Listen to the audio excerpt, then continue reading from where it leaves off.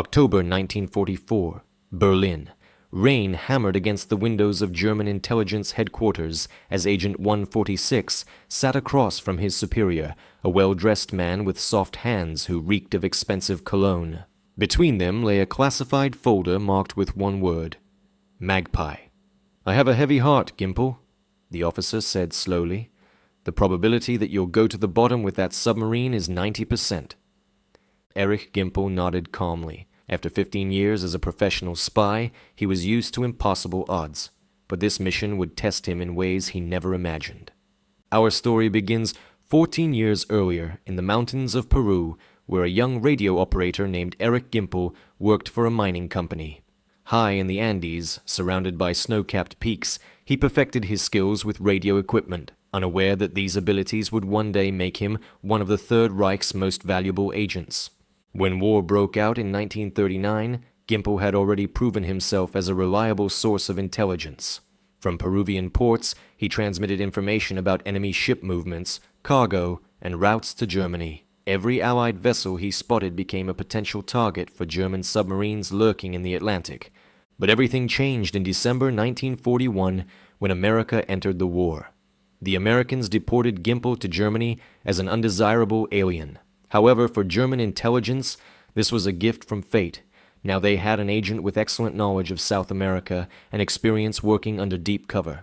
From 1942 to 1943, Gimpel operated in Spain, a supposedly neutral country that secretly helped Germany. Here he honed his skills as a recruiter, building a network of agents among locals and refugees. Spanish evenings in Madrid were spent in cozy tapas bars, where Gimpel, posing as a German businessman, met the right people. His goal was simple: find those willing to cooperate with Germany for money or ideological reasons. One of his greatest successes was recruiting a dock worker in Gibraltar who regularly provided information about British warships. This intelligence allowed German submarines to conduct several successful attacks in the Mediterranean. But in the autumn of 1943, in occupied Netherlands, Gimpel met the man who would change his destiny forever, an American deserter named William Kolp. This young American, disillusioned with American life in the war, had fled from the army and fallen into the hands of German intelligence. Colpagh was the perfect candidate for an operation in the United States, a genuine American who knew the country inside out, speaking without an accent. But from the first day, Gimpel sensed something was wrong with this man. Colpagh asked too many questions and seemed too nervous during training sessions. "William," Gimpel said one evening as they studied maps of the American coast, "in our business, the main thing is composure. If you have doubts, it's better to stay here." No, Colpagh replied hastily. "I'm ready. It's just, this is all so serious." Gimpel understood the danger an unreliable partner posed, but he had no choice. Operation Magpie was too important for the Reich. Little did he know that this decision would seal his fate. September 29th, 1944. Submarine U-1230, under Captain Hans Hilbig, left the Norwegian base at Kristiansand. On board, besides the crew, were two passengers, Erich Gimpel and William Kolp. Ahead lay 46 days in a cramped metal capsule surrounded by a hostile ocean. Every day was a game with death. The sounds of depth charges exploding near the hull made the crew freeze in anticipation. Gimpel lay on his narrow bunk listening to the metal creak under water pressure while Colpagh suffered from seasickness, pale and nervous at every sudden sound. "Hold on, William," Gimpel whispered during a particularly violent storm. "Soon we'll be in your homeland." But those words, "your homeland," sounded like a death sentence. Gimpel realized that returning home might awaken feelings in Colpagh that would bury their mission. November 29th, 1944. On a cold winter night, U-1230 surfaced off the coast of Maine near the town of Hancock. The air temperature was around freezing, with a piercing wind blowing from the Atlantic. Gimpel and Colpagh, dressed in American clothes and carrying forged documents, descended into a rubber boat. Each had a backpack with radio equipment, money, and instructions. Waves crashed over the boat's sides, icy water soaking their clothes. Gimpel rowed with all his strength, steering toward the dark shore. Behind them, the submarine was already submerging, disappearing into the dark water forever. On shore, they buried their radio equipment at a predetermined spot and headed for the nearest railway station. The plan was simple: train to Boston, then to New York, where they would split up and begin their work. But during the train ride to Boston, Gimpel noticed Colpagh behaving increasingly strangely. The American stared intently out the window at familiar landscapes, his face showing internal struggle. "What's wrong with you?" Gimpel asked quietly. "Nothing," Colpagh replied, but his voice trembled. "It's just, I haven't been home for so long." In New York, they rented a room in a small hotel in Manhattan. The city lived its life. People walked the streets in winter coats, holiday lights glowed in shop windows as Christmas approached.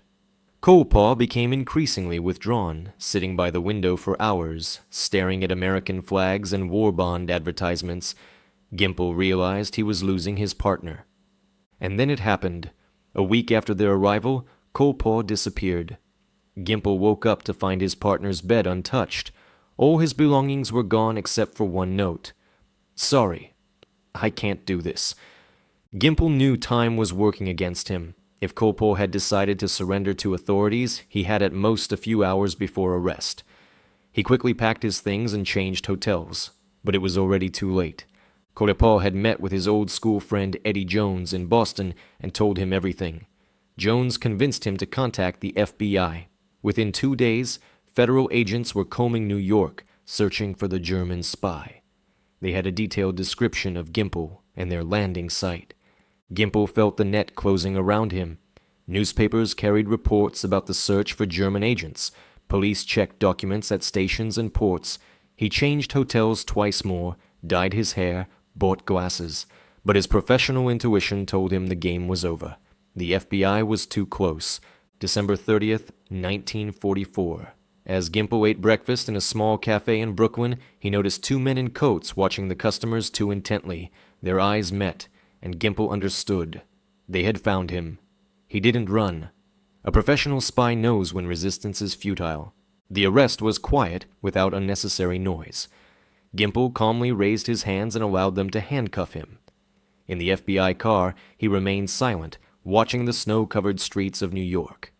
Interrogations continued for months. FBI agents tried to extract information about other German agents, operation plans, and communication methods, but Gimpel was a professional of the highest caliber. He remained silent, only responding, "I am a military serviceman carrying out orders." In February 1945, a military tribunal sentenced Erich Gimpel to death by hanging. William Kolp received life imprisonment. Sitting in death row, Gimpel read books and wrote memoirs. He felt no hatred toward Colpagh. Everyone made their choice in this war. But then something unexpected happened. April 12th, 1945, President Franklin Roosevelt died. Due to national mourning, Gimpel's execution was postponed. A month later, the war in Europe ended. The new administration commuted the death sentence to life imprisonment. Erich Gimpel spent 10 years in American prisons before being deported to West Germany. In 1957, he published his memoirs, which became a bestseller. Until his death in 2010 at age 100, he remained an enigma, a professional spy who served his country to the end, even when that country abandoned him. The story of Erich Gimpel teaches us about the price of loyalty, the weight of choices, and how even the most carefully laid plans can be destroyed by human weakness. Agent 146 completed his mission, but the cost was higher than he could ever have imagined.